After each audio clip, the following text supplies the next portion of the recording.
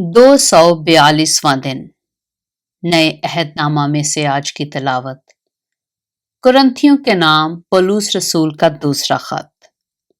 اس کا تیسرا باب، 7ویں آیت سے لے کر 18ویں آیت تک۔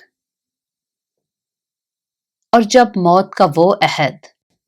جس کے حروف پتھروں پر کھودے گئے تھے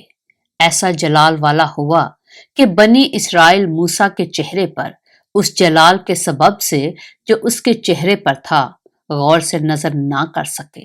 حالانکہ وہ گھٹتا جاتا تھا،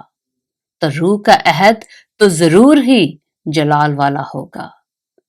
کیونکہ جب مجرم ٹھہرانے والا عہد جلال والا تھا تو راست بازی کا عہد تو ضرور ہی جلال والا ہوگا،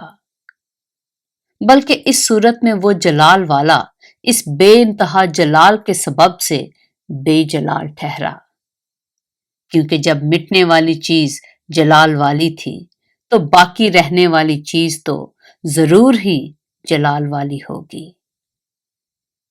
بس ہم ایسی امید کر کے بڑی دلیری سے بولتے ہیں اور موسیٰ کی طرح نہیں ہیں جس نے اپنے چہرے پر نقاب ڈالا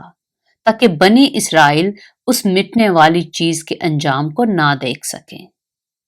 لیکن ان کے خیالات کثیف ہو گئے،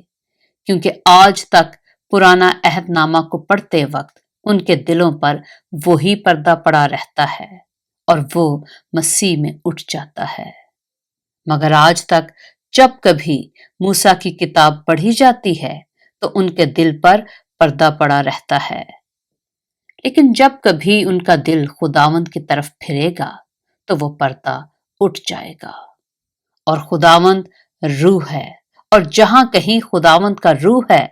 وہاں آزادی ہے۔ مگر جب ہم سب کے بے نقاب چہروں سے خداوند کا جلال اس طرح منعکس ہوتا ہے جس طرح آئینہ میں، تو اس خداوند کے وسیلہ سے جو روح ہے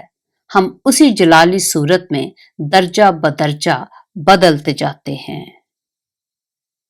پاک کلام کے پڑھے اور سنے جانے پر خداوند کی برکت ہو۔